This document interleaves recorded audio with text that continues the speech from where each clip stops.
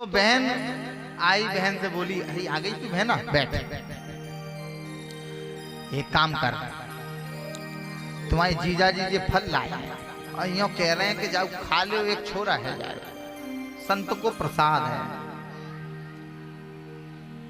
तो एक बात बताओ, मुझको कुछ समझ में नहीं आ रही। तो वो बोली, बहन धुंधली की बहन धुंधली की तरह तो होगी।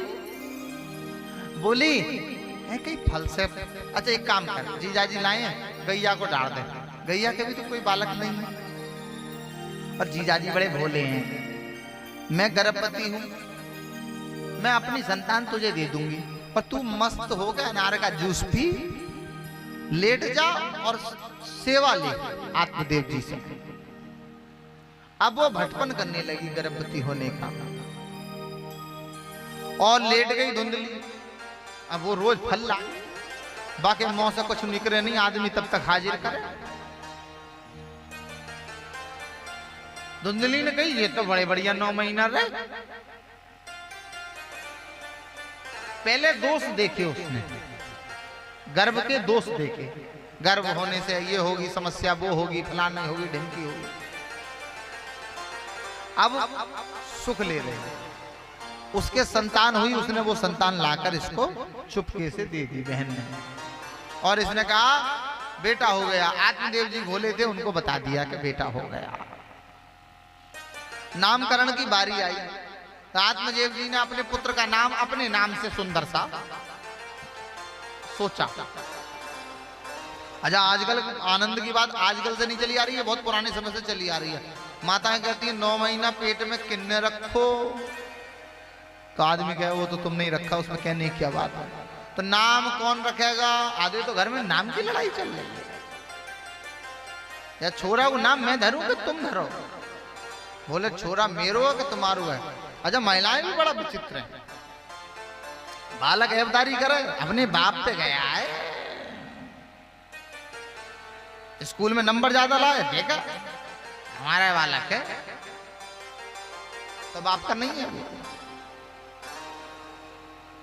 मतलब गुण जितने हैं वो सब माता के हैं और अवगुण सब बाप के हैं। कुछ भी, अब मैं गलत कह रहा हूं तो बताना, मैं तो प्रैक्टिकल की बात कर रहा हूं। ये धुंधली बोली इसका नाम मेरे नाम से रखा जाएगा, मेरा नाम धुंधली, मेरे बेटे का नाम धुंधकारी। धुंधकारी का अर्थ होता है धुंधम कलहम कारयति इति धुंधकारी, जो हर समय क्लेश करे वही धुंधकारी। तो धुंधकारी का नाम रख दिया। अब ये बचपन से ही बहुत क्या था, दुष्ट था। ये क्या करता, छोटे छोटे पिल्ले पकड़ता और कुएं में डाल देता। पहले लोग कुएं से पानी पीते थे, नल नहीं होते थे, तो उसमें कुत्ता डाल दो तो वो पीने योग्य रहेगा, ऐसे काम करता था। गाय को भी एक पुत्र हुआ जिसके कान गाय के समान थे, बाकी मानव था, वो संत का प्रसाद था, उसका नाम हुआ गौकर्ण। गौकर्ण पंडितो ज्ञानी धुंधकारी महाखला। धुंधकारी क्या बना, खल बना, और गौकर्ण कौन बने, पंडित और ज्ञानी बने। तो आज आत्मदेव जी दुखी हो गए जब ये पुत्र बड़ा हो गया, चोरी करने लगा, तो एकांत में बैठकर आज फिर मरने को तैयार हो गए। पहले पुत्र नहीं था इसलिए मर रहे थे, आज पुत्र है इसलिए मर रहे हैं। तो जब मरने गए तो तब उस संत ने बचाया। आज उसके संत का प्रसाद गौकर्ण जी पहुंच गए और गौकर्ण जी ने कहा पिताश्री आप एकांत में क्यों बैठे हैं, जरा बड़े ध्यान से सुनना, अब कथा यहां से बड़ी मार्मिक हो रही है। तो गौकर्ण जी से पिताजी कहते हैं क्व तिष्ठामि क्व गच्छामि को में दुखम विपो है। क्या करूं, कहां ठहरूं, कहां बैठूं, क्या करूं, कुछ समझ नहीं आ रहा। संतान मोह में आसक्त जीव की ये गति होती होती है। एक दिन संतान उस मोड़ पर लाकर रख देती है तो उसे कुछ समझ नहीं आता कि मैं करूं क्या। आज वही आत्मदेव जी की स्थिति है। आत्मदेव जी कहते हैं क्व तिष्ठामि क्व गच्छामि, कहां जाऊं कहां रुकूं, कुछ समझ नहीं आता। तब गौकर्ण जी ने उपदेश किया है। क्या उपदेश किया? असारा खलु संसारो दुख रूपी विमोहक, सुत कस्य धनम कस्य स्नेवान ज्वलते निसिम। स्नेह, इनका इस रोशनी से स्नेह है, मोह है। और मोह का फल क्या है? मोह स्नेहवान ज्वलते निसिम, जल जाता है, मर जाता है। उसी प्रकार पिताजी ये संसार असार है। अपने पिता को बड़ा सुंदर उपदेश दिया है गौकर्ण जी ने। ये संत के प्रसाद हैं। इन्होंने उपदेश किया कि देहस्तिमांस रुधिरे अभिमतिम त्यजत्वम। ये जो हमारे शरीर में क्या है? अस्थि स्तंभम स्नायुबद्धम।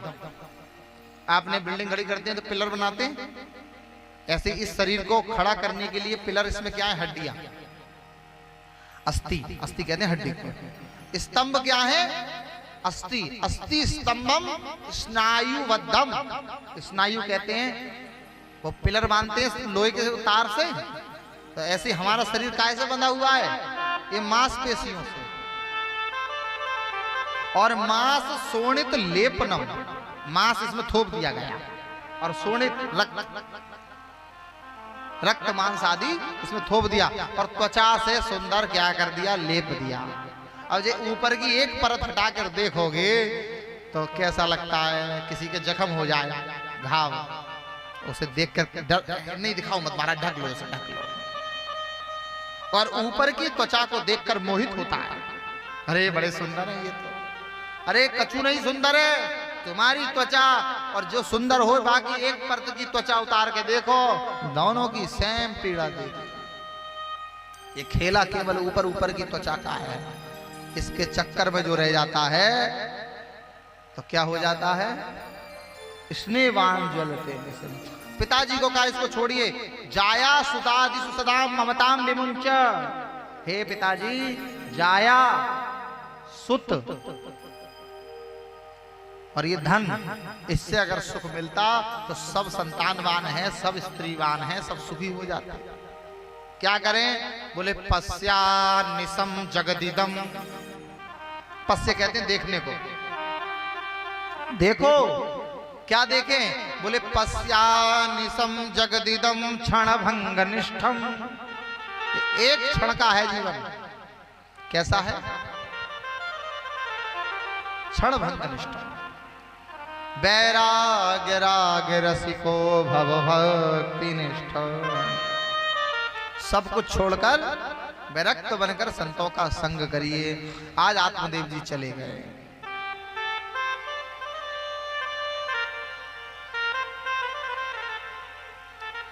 संतों का संग किया, और संतों का संग करने से क्या मिलता है? संतन के संग लाग रे, तेरी अच्छी बनेगी।